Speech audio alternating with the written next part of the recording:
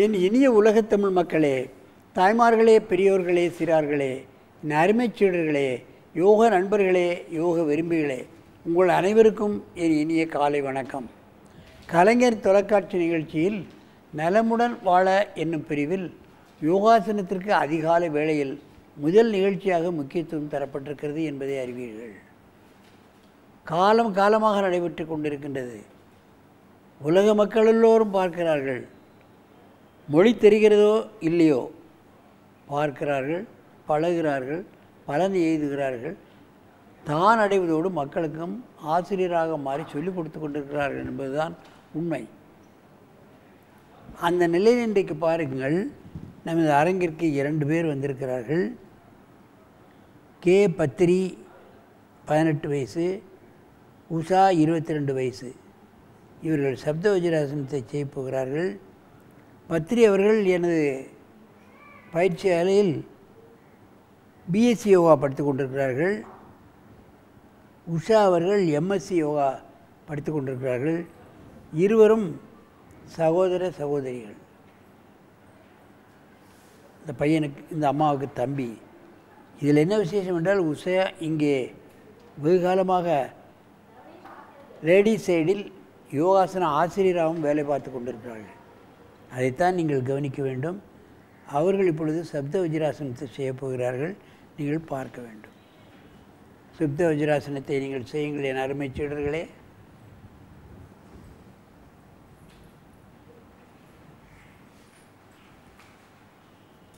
இது பாரு, நேரம் இல்லை, அதுக்கப்புறம் சைடில் கேமரா பாரு, அப்படியே படு.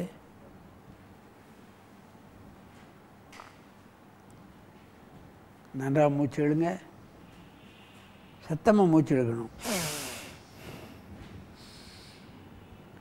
சப்த வஜ்ராசனம். பத்மாசனம் செய்ய முடியாதவர்கள், மச்சாசனம் செய்ய முடியாதவர்கள் சப்த வஜ்ராசனத்தை செய்யலாம். நல்ல மூச்சிடுங்க. நுரையீரல் விரிவடையும், முதுகு தண்டு வளையும், கழுத்து வளைக்கப்படுகிறது. கழுத்தில் ஏற்படக்கூடிய பிரச்சனைகள் நீங்கும்.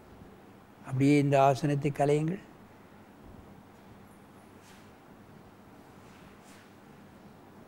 இப்பொழுது அந்த பக்கம் தலையை வைத்து இந்த பக்கம் செய்யுங்க. திரும்புங்க, அப்படியே முன்ன தள்ளி வாங்க.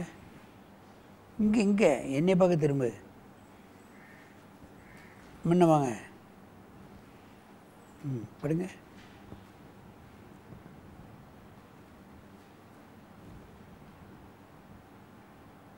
நல்ல மூச்சு விடுங்க.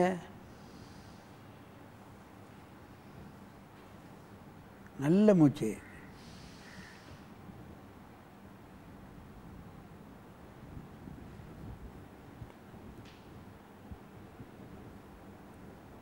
நுரையீரல் உள்ள பிரச்சனைகள், ஹார்ட் சம்பந்தப்பட்ட பிரச்சனைகள், கழுத்து சம்பந்தப்பட்ட பிரச்சனைகள், தைராய்டு சம்பந்தப்பட்ட பிரச்சனைகள் எல்லாம் நீக்க வல்லது.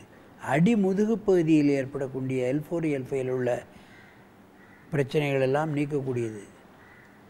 எலும்பு தேய்ந்து போய்விடும் என்று சொல்வார்கள். கழுத்தெலும்பு, முதுகெலும்பு எல்லாம், அவைகளெல்லாம் இது சரி செய்யக்கூடியது. சில பேருக்கு எலும்பு வெளியே வந்து விட்டது என்று சொல்வார்கள்.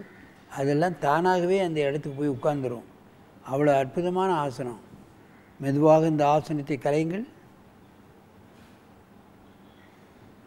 அப்படியே ஒருத்தருக்கு ஒருத்தர் நேரே பாருங்கள். இங்கே திரும்ப, அப்படியே கொஞ்சம் தெளிப்போ. சரி, படுங்க, அப்படியே படுங்க.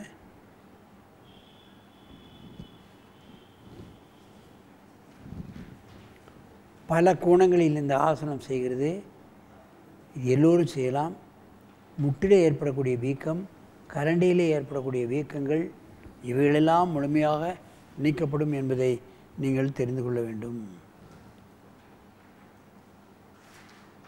மூச்சு இழுக்கணும். ஏனென்றால் இது நெஞ்சு விரிந்திருக்கிறது. ஆகவே நீங்கள் மூச்சை நன்றாக இழுக்க வேண்டும். மெதுவாக எழுந்திருங்கள். நன்றாக மூச்சை இழுத்து கொள்ளுங்கள். அப்படியே அங்கே பார்க்க திரும்புங்க. இங்கே அப்படியே ரைட்.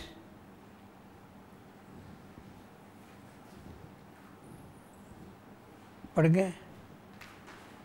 கொஞ்சம் முன்ன போங்க, கொஞ்சம் முன்ன போங்க.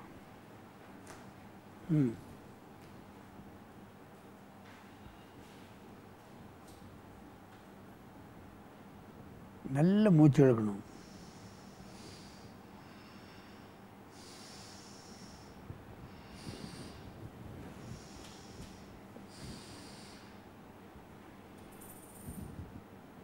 இப்பொழுது எல்லோரும் நுரையீரலில் 1/3 தான் யூஸ் பண்ணுறோம். இது போன்ற நுரையீரல் விரியக்கூடிய ஆசனங்களை நாம் செய்தால் அந்த 2/3 எக்ஸ்பெண்ட் ஆகி முழுமையாக அந்த நுரையீரல் உபயோகத்துக்கு வந்துடும். அதிகப்படியான ஆக்சிஜன் உள்ளே இழுக்கப்படுகின்ற காரணத்தினால் இரத்த சுத்தி அதிகமாகும். சுத்த ரத்தம் எல்லா பகுதிகளுக்கும் போகும்பொழுது நமக்கு ஏன் நோய் வரப்போகிறது? மெதுவாக எழுந்திருங்கள். நேராக வந்து பத்மாசனத்தில் உட்காருங்கள். என் அருமை பெரியோர்களே, இவைகளெல்லாம் சின்ன ஆசனங்கள். முடியாதவர்கள் பின்பக்கமாக ஒரு தலையணையை வைத்துக்கொண்டு அதிலே படுத்து இந்த ஆசனத்தை செய்யலாம். அதே பலன்தான் கிடைக்கும். முதுகு விரைப்பாக இருப்பவர்கள், வயோதிகர்கள், சளித்தொல்லை உள்ளவர்கள், முதுகெலும்பு பிரச்சனை உள்ளவர்கள் எல்லாம் முதுகிலே தலையணையை வைத்து கொண்டு செய்தாலும் முழுமையான பலன் கிடைக்கும் என்பதை நீங்கள் தெரிந்து கொள்ள வேண்டும்.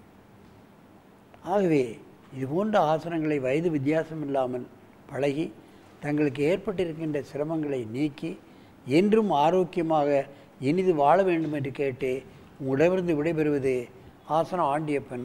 வணக்கம்.